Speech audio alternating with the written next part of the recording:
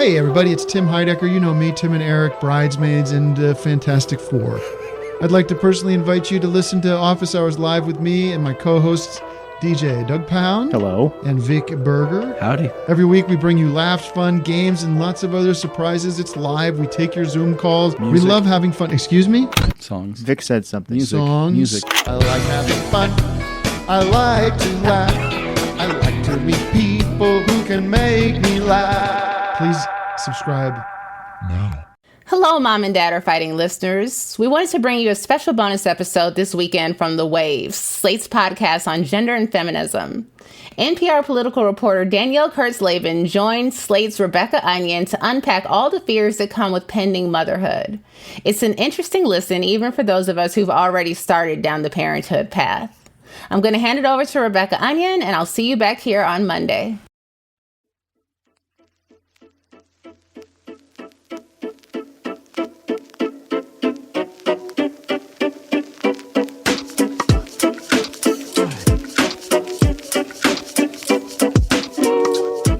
Welcome to The Waves, Slate's podcast about gender, feminism, and fretting over impending matrescence. Every episode, you get a new pair of feminists to talk about the thing we can't get off our minds. Today, you've got me, Rebecca Onion, a senior editor at Slate.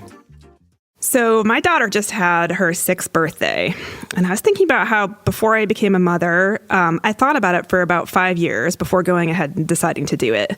And so in the course of that, I had a lot of conversations about it with friends who were parents, friends who weren't. I made a lot of Google documents. I wrote about my fears of around division of labor for Slate.com and other places. I made pro and con lists. I tried to talk to my husband about many, many possibilities, which he was mystified by, frankly. One time I remember I was talking to a friend who turned out to be the first one in our friend group to have kids. A totally lovely woman, a great mom, whose son also kept me up all night at one tightly packed house party, super overstimulated, crying about wanting iPad at like 2 a.m. He is now a preteen and he's absolutely wonderful. Anyway, I ranted to this friend about all the things that I love doing that I worried becoming a mom would take away from me. At that time, those things were like rock climbing, a lot of yoga, reading, watching very bloody TV that was not child-friendly in any way, shape, or form. And my sweet friend looked at me after I made this rant with her sweet eyes and said, "You may lose all those things, but what about all the things you'll gain?" I remember at the time I thought, I think that's profound, but I can't quite realize it. The vibe of that moment came back to me when I read NPR political reporter Danielle Kurtzleben's recent Substack entry, "A Professional Lady Correspondent Stares Down Motherhood." I'm so glad to have Danielle here to talk through all the worries she's having about becoming a mom, what she describes so comprehensively and gorgeously in this edition of her newsletter. And when we return, we'll get right into it.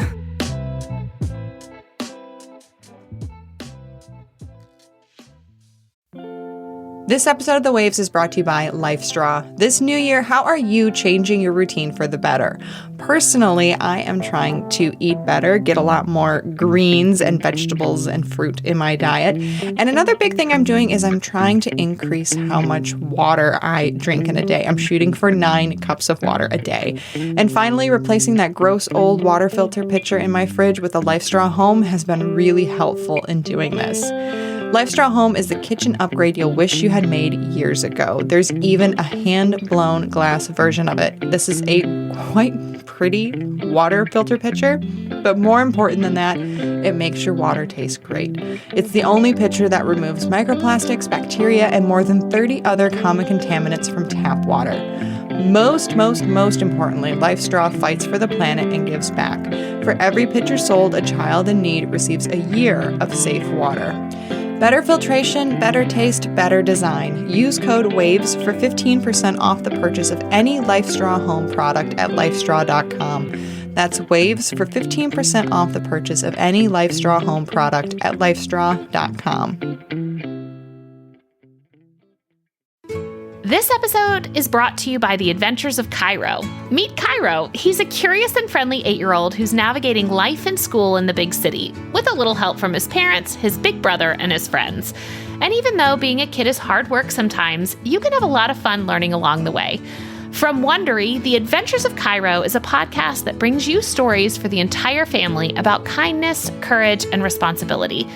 In the episode Black is Beautiful, Cairo is hitting the road with his dad and grandpa to visit the National Museum of African American History and Culture in Washington, D.C. If you're thinking not many 8-year-olds dream of spending the entire day in a museum, you'd be right. But Cairo quickly learns this trip is different and discovers there's much more to Black history than he realized. Each episode of the show is centered around Cairo learning a new skill. The podcast focuses on relatable short stories containing good, simple lessons for younger kids to learn and implement. Follow The Adventures of Cairo wherever you get your podcasts. You can listen ad-free on the Amazon Music or Wondery app. Hey Waves listeners, if you're loving the show and you want to hear more, please subscribe to our feed. New episodes come out every Thursday morning. And while you're there, you can check out our other episodes too. Recently, we've been talking about why yoga is so expensive, a topic dear to my heart, if men should be writing women characters, and menopause. Danielle Kurtzleben, welcome to The Waves. Thank you. All right, so my first question is maybe a little personal, but I think given what we're going to talk about today, I think I gotta ask for context. When is this baby coming, and where are you now in the process of baby preparation? It's very close. Theoretically, the due date is sometime in early March, and so I am just past the 35-week mark as we are recording right now. So real close and just in the home stretch of making a lot of decisions. There's the logistic side and the emotional side. And so my partner and I, he is a lovely man named Neil. We've taken some classes, this thing called baby boot camp that we did last weekend, which is way less intimidating than it sounded. We also took a breastfeeding class not long ago. And honestly, all of that made a lot more room for me to feel emotionally ready, because otherwise I had just been like, checklist. What can we get done? How much more do we have to do? What are we missing? And now that I feel like, A, I'm not going to totally fail at this, and B, other people are equally clueless, which is honestly one of the best parts of these classes, is realizing that a lot of people have the same questions as you do. That has made a lot more room for me to feel excited instead of terrified or just numb. Okay, so in this Substack, in this newsletter entry, you describe worries that are plaguing you, or that were at the time. And I found it interesting. It's a real mix. I recognize the mix very well. You've got some worries that are based on data, like about gender gaps in pay and what happens to women in cis hetero partnerships after they have babies in terms of the workplace. And then you have some that feel like they're more based on vibes, like just sort of stuff you hear from parents of under fives about what it's like, which is to me is the equivalent of like that night that my friend's toddler screamed all night that probably put me off of having a child for 2 extra years. Which of these kinds of like pieces of evidence that you're using to sort of construct what you're imagining life might be like causes you more stress, or how does the different kinds of evidence impact you differently? I think I would say both, but the more I think about it, I wonder if the data side impacts me more, because just a bit of background, a lot of my career in journalism was in economics and business, and I covered a lot of gender wage gap, all sorts of wage gaps, quite honestly, gender, racial, et cetera, in workplaces, but just the way that different people get treated in different workplaces and different industries, different sectors, all of that. And then as a political reporter, I've reported quite a bit on how politicians talk about different industries, how female politicians get treated versus male politicians, et cetera. So I feel like I have been marinating in, the world is a profoundly sexist, unfair place throughout my career, as well as my childhood, which we can get into later. And there's so much there. And so I think with that as a very firm foundation of knowledge for me, looking at having a kid, it just really freaked me out, because one thing we do know about the gender wage gap is that it is heavily built on motherhood. It is heavily caused by motherhood, I should say. And so I just thought to myself, wow, having a kid really holds women back. And I mean, You've been in plenty of workplaces, I imagine. I have, and I've seen plenty of workplaces that do not intend to be sexist but are. And we know that in a lot of places, however well-intentioned, women are promoted based on what they've done in the past. Men are promoted based on their potential, or at the very least, it seems like their potential is more readily seen by others, including higher-ups. And so I just feared, like, my God, how much is a kid going to exacerbate this? And my career is clearly deeply important to me. It's something that I've worked incredibly hard to get to. So yes, there's all of that. But then on the vibe side, I have trouble deciding whether this is a function of me, of what my brain filters out and what I hear and what parents are saying. But it did strike me that a lot of parents of quite young children come at you with a fair amount of negativity about parenting. And I have never been a parent of a small child. It looks really, really hard. And so I do not doubt it, and I'm not slamming them. But it's something that you don't hear in any other area of life. With a kid, yes, you get congratulations, but you also get, oh, you're never going to sleep. A lot of that just really made me wonder, like, oh, God, how... am I cut out for this? It's possible I'm not. I don't know. And also that, like, I feel like there's so much I could say on this podcast that is just going to get me slammed or canceled or whatever. But just like, I don't want to become a person who complains about my kids. I really don't. Reaches out for help, yes. But like, I want this little dude to be a source of joy in my life. And I hope that he is, despite whatever difficulties we have. You know, especially in the post-pandemic or whatever, the pandemic, the ongoing pandemic situation that we're in, there has been like an exacerbation of this sort of negativity. Deciding whether or not to have a kid in the middle of that, like, it seems like a whole new level. Because, I mean, way back, as far back as 2013 or 14, my ex-colleague, Ruth Graham, who used to write for us at Slate, wrote a piece that was basically like, I'm tired of like reading negativity online from parents. Like, it makes me never want to have a child. And then, she went ahead and had a child and, whatever, has all the like sort of mixed experiences, mostly joyful. But so that was the situation already back then. And then during the pandemic, the negativity has had like an added urgency and like a political urgency to it, like a feeling like not like idle complaining, but more like we have to figure out new ways to convey how overworked we are and overextended.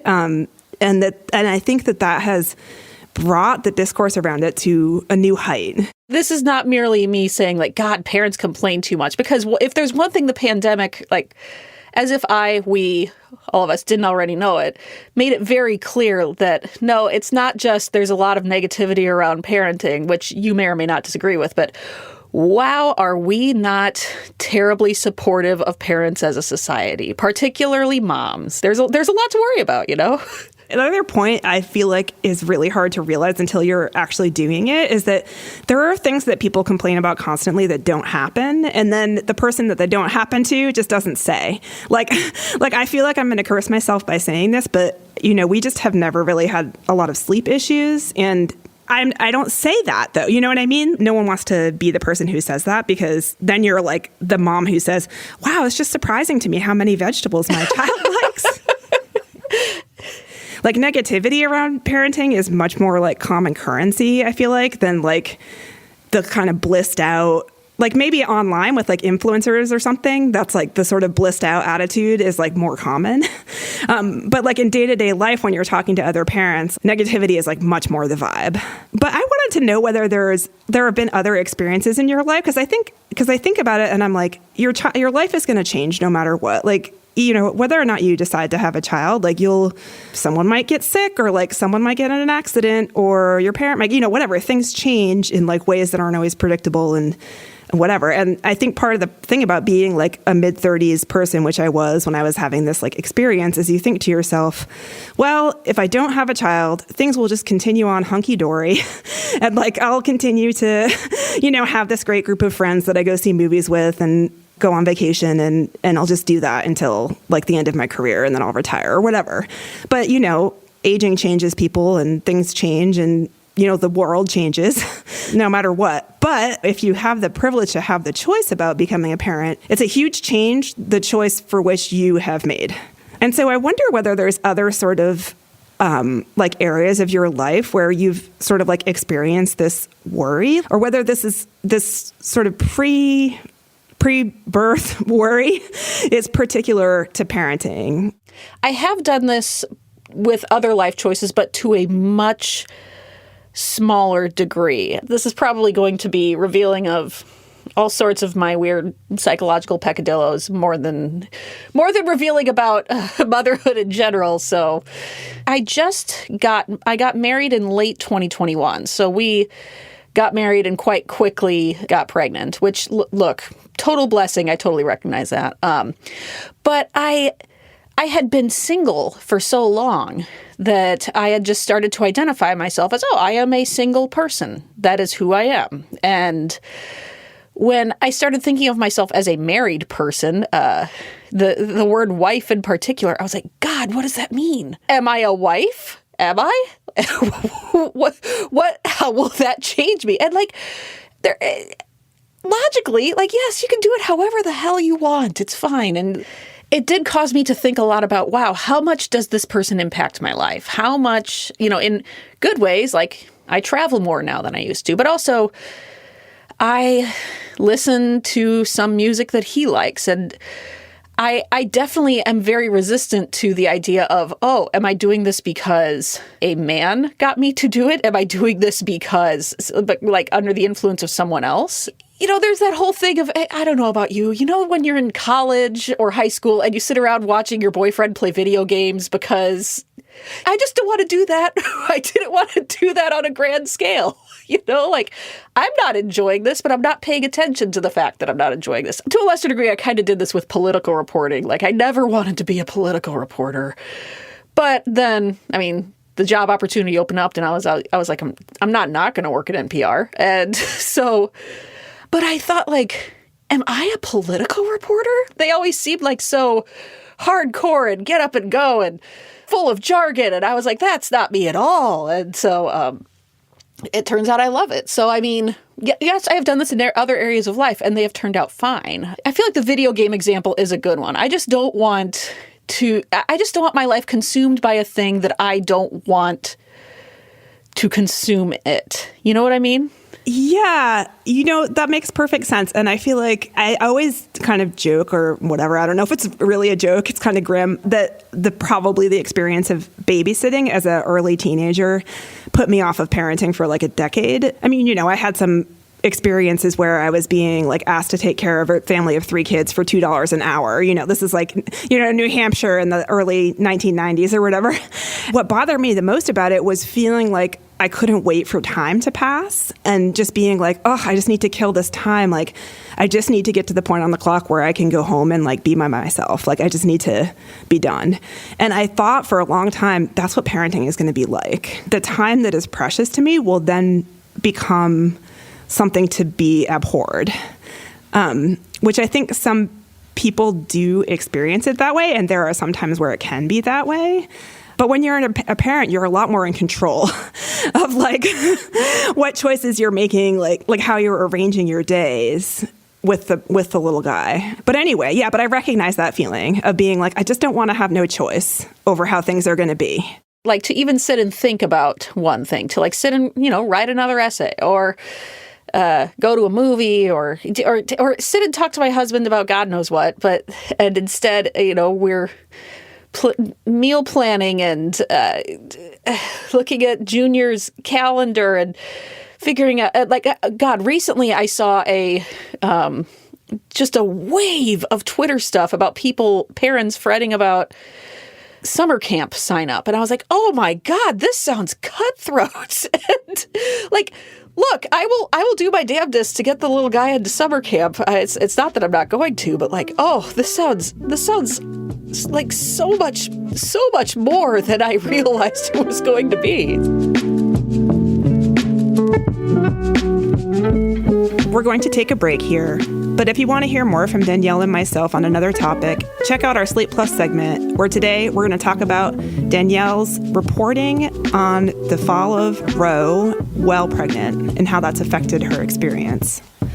Please consider supporting the show by joining Slate Plus. Members get benefits like 0 ads on any Slate podcast, no hitting the paywall on the Slate site, and bonus content for shows like this one. To learn more, go to slate.com/thewavesplus.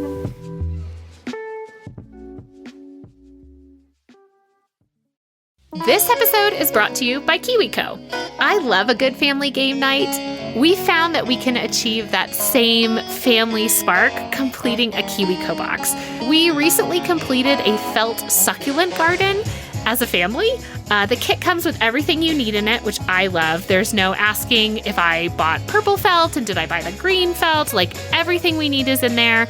The directions are easy to follow. All of the prep work is done. You guys, these are all the things that I stay up late doing, and KiwiCo just made sure it was all in the box so that we could complete the project. Redefine learning with play. Explore hands-on projects that build creative confidence and problem-solving skills with KiwiCo. Get 50% off your first month plus free shipping at any crate line. Get 50% off your first month plus free shipping on any crate line at kiwico.com/momanddad. That's 50% off your first month at kiwico.com/momanddad. It's hard to stick with working out. I haven't had a viable exercise routine where I'm actually doing something multiple times a week until very recently, like the last 6 months or so. And truly, honestly, I owe it all to Peloton. Multiple times a week, I'm doing these amazing Peloton floor exercises. Just this morning, I was working on my core. I only had 10 minutes, so I chose a 10-minute workout, and I felt so good for having done it before getting my workday started. Peloton offers thousands of on-demand classes available 24/7. That means you can work out whenever and wherever it's convenient for you. You don't have to be a super athlete to enjoy Peloton because there are classes for every level. Whether you exercise daily or you're new to working out, Peloton can help you achieve your fitness goals. Try Peloton risk-free with a 30-day home trial. New members only. Not available in remote locations. See additional terms at onepeloton.com/home-trial. Welcome back to The Waves. I really want to talk about cool and not cool moms and whether being a mom is inherently uncool. Okay, so I sense that this part of your newsletter may have been the part where you sort of wrote sort of fearing pushback, and I wonder if you actually got pushback a little bit. Oh, yeah. Yeah. About sort of worrying about your thoughts and your like mental life being taken over by motherhood. And you actually mentioned the book Lean In by Sheryl Sandberg, which is very interesting to hear about because I read that book, but the concept that moms should sort of emphasize, like basically refuse to give up ground in their careers by whatever means necessary, feels a little 2010s now, maybe very pre-COVID. And not just because Sheryl Sandberg has kind of like lost her shine a little bit. I feel like the appetite for advice from billionaire ladies on like how to lean in is like a little bit lower now than it might have been before. I sort of feel like it's like a little bit hustle culture. There's sort of like not really a love for that idea anymore, but you seem to have been inspired by it. And I'm curious about sort of the relationship in your mind between what your relationship to your job might be once you have the baby and remaining cool, whatever you define that as.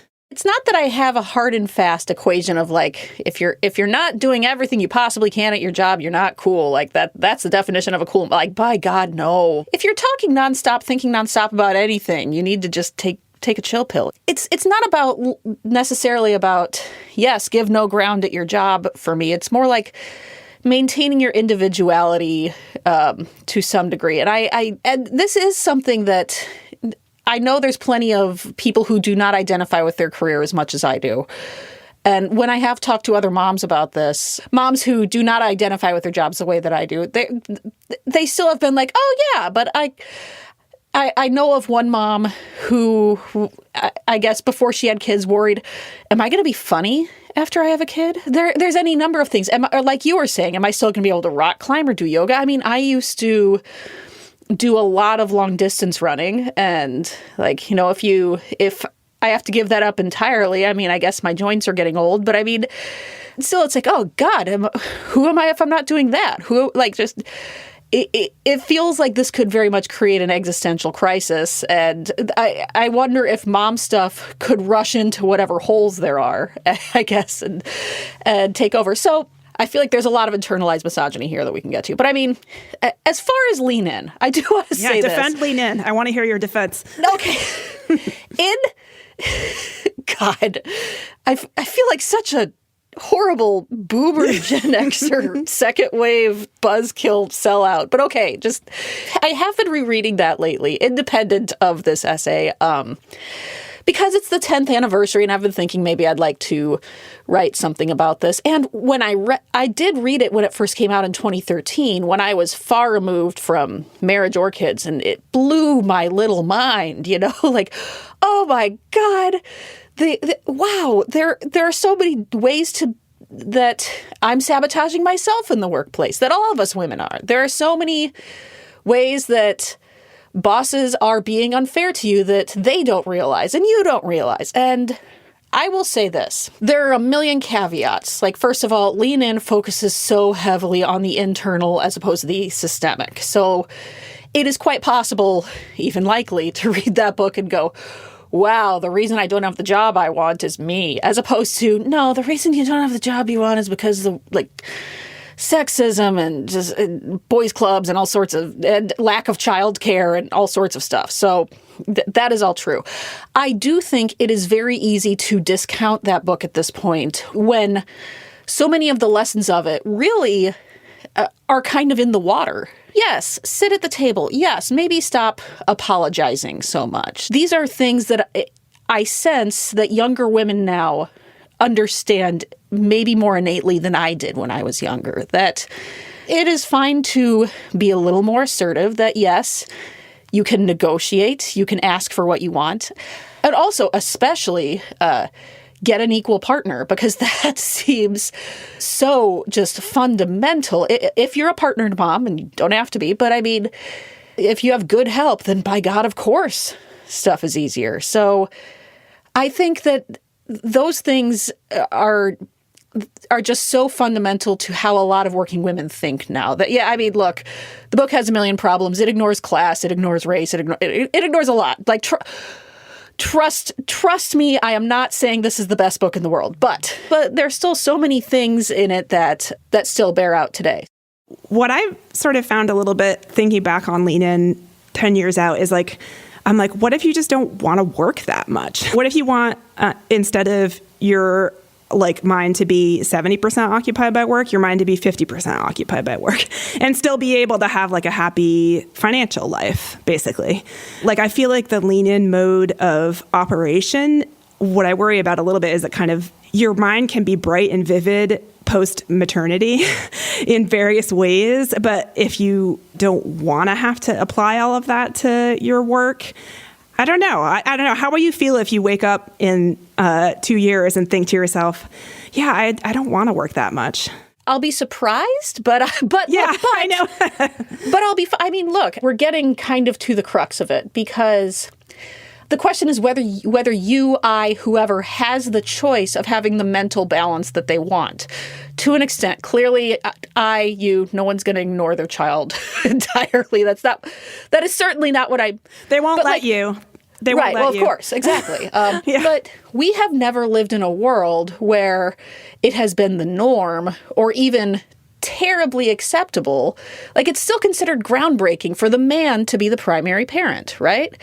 And so you hear from all these moms who say that, of course, I'm defaulting here to heterosexual relationships, I realize, but moms who say that the daycare, the school calls them for everything as opposed to the dad. Classic problem. That. Yeah. Yes, of course it is. And it sucks. It really sucks. And as long as we live in that world, that strikes me as a sort of shorthand for women are expected, understood, to take on more of the parenting load, to have more of their brains and lives occupied by parenting. And so, yes, if I wake up a couple years after having the little dude and I'm like, I just want to mom more. Okay. But the fact that this has been imposed, that the brunt of this has been imposed on women so long, leads me to think that it is not necessarily a biological imperative that women are taking on the majority of parenting. It's that some choose it, and that is great, and that is wonderful. And some also just have it kind of pushed on them. And I have seen it. We've all seen it. And it may be true of many of our moms and grandmothers, for example. And it's just something that I want to resist unless I really want it. But you know what? It also goes back to the question of like, whether it's data that's making you afraid or vibes or your own actual situation. Do you know? Because it sounds like your partner's good. Oh, yeah, he's great. Yeah, you hope you picked one who will like help you figure out how to have what you want or be happy. I've thought about how I grew up a lot as a part of this conversation, because I grew up on a farm in the middle of nowhere in Iowa, right? And it was a place where it was abundantly clear that the world revolved around men, right? Like, I didn't know a single woman who was running a farm. It was all men, and then like farmers' wives who just did work, but kind of quietly helped things run. It meant that the local economies revolved around men. It meant that households revolved around men. Women worked. Women actually got the health insurance for their families and kept things afloat.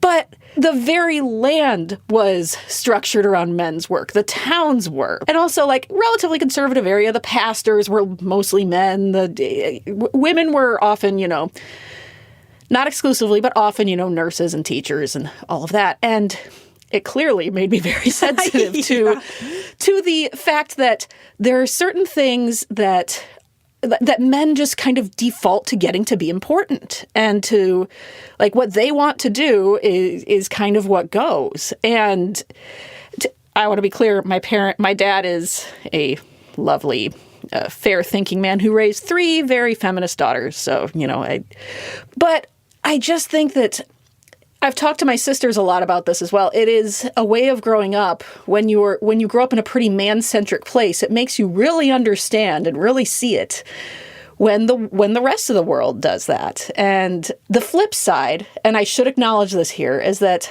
I fully understand that this also may mean I have a lot of internalized misogyny about women's work, about momming, about is it inherently silly or unimportant to talk about your kids? Like, intellectually, I know it's not, but I'm positive I have some mental hurdles to get over on that, and I'm not sure how exactly I'll do it. I really wanted to talk to you about this because I used to study like the history of childhood studies as an academic. And then after I became a parent, I started occasionally writing, usually for Slate, about different things that arose in my child's and my life, and kind of like, delving into it sociologically, psychologically, developmentally, historically, and sort of just finding ways to be fascinated.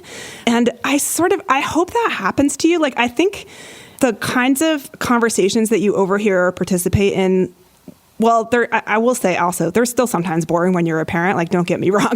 But I think that those conversations and the conversations you overhear before you're a parent about parenting and about children are like pretty superficial usually, or like pretty logistical, like kind of day to day. And then underneath it, there's this whole kind of weird world about like developing brains. And if you're interested in politics, like, there's things that you could start reporting on that you might find stuff that's intellectually interesting about childhood that you don't know about now. That's my moment of cheer for you. I think you're right. I, first of all, have had to like sit and have the very simple thought of like, there's a reason people do this. There's not mass delusion, Danielle. So people enjoy this. It's fine. Calm down. And a thing that I said in my essay also is that especially older parents of grown or near grown kids just are the biggest cheerleaders. Like, there are some older reporters at NPR who I told them, and they're like, oh God, we're so happy for you. It's the one thing in life that isn't overhyped. And like, when I need a boost, they're the ones who I talk to.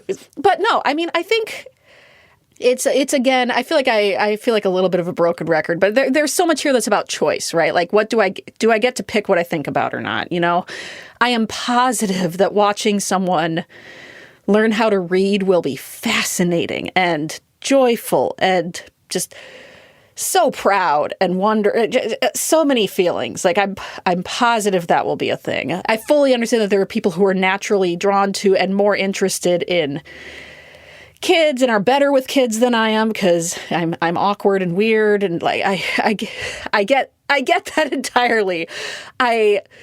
And part of it is, it really is like, also, I'm going to have to get over myself a little bit. I do understand this, but I just don't know. I don't know how it'll happen. But look, it's happened in other areas of my life. I am married, and I did not turn into a husband lady. You know, I'm not a trad wife, it turns out, and I became a political reporter, and it turns out I am still me. So I mean, as one of my friends put it to me, like, you know, Danielle, parenting is not a personality transplant. And like, that's a very good point. It's just going to be all about finding the way to do parenting that my partner and I do it. I'm just not sure what that's going to look like. It's just going to look very different from how either of us grew up.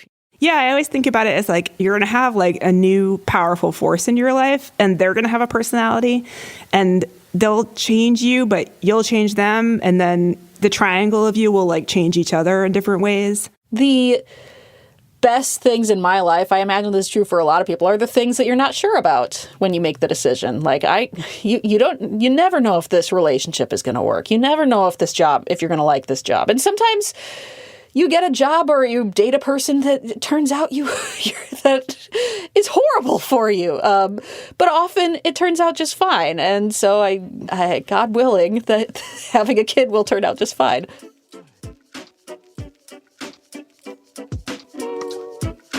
Danielle, thank you so much for coming on the show and being willing to speak so openly about your fears and worries. And I feel like everything's going to be great for you.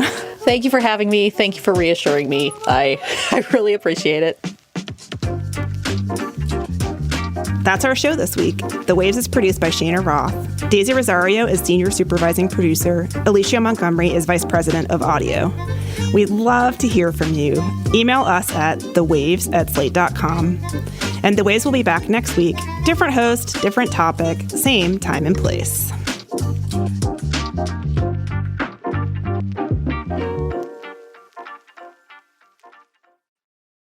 Thank you so much for being a Slate Plus member. Since you're a member, you get this weekly segment. And today, Danielle and I are going to talk about Danielle's reporting on the fall of Roe while pregnant. Danielle, let's start with a summary of the reporting that you did. You initially were going to go to Ukraine and report on the war. Is that right? Yeah, I had volunteered because that's just how going to Ukraine was working at NPR right at the start. Just, oh God, who's covering this? Whoever can, you know, and is willing, then by God, you know, get out there. So I put up my hand, and then when I realized I was pregnant, it was sort of two things happened at once, because Roe fell, if I'm getting the timing right, Roe fell just before I found out I was pregnant. So first of all, Roe had happened, and I thought like, well, I'm definitely reporting on this, but I can do both. I can do everything. And then I found out I was pregnant, and I went, oh well, this cast things in a new light. I had already had like some deep conversations with my partner about, you know, about potential danger I would be in, and then suddenly having a new small organism inside me that I could be putting in danger as well. That, you know, that changed things. And so I pulled out. But anyway, it turns out I spent most of 2022 going to places like Kansas and all sorts of other places with fights over abortion rights and covering that. And that was my beat anyway. So, I mean, I was still pretty busy and doing a lot of work. First of all, how'd you plan for that? What kinds of contingency plans did you put in place? And second of all, if you want to say a little bit more about how your reporting on that was sort of like affected by your pregnancy. I'm curious about it. So as far as contingency plans, I mean, that's, it was tough. I mean, a lot of it was pray. That was just some of our Slate Plus segment. If you want to hear the whole thing, go to slate.com/thewavesplus to become a Slate Plus member today. Slate.com/thewavesplus. It's hard to stick with working out, but with a variety of products and classes, Peloton makes finding the motivation easy. Peloton has the best playlists and tons of different music genres. Whether you're in the mood for a 90s pop ride or a soulful power walk, Peloton's got you covered. And whether you exercise daily or you're new to working out, Peloton can help you achieve your fitness goals. Try Peloton risk-free with a 30-day home trial. New members only. Not available in remote locations. See additional terms at onepeloton.com/home-trial.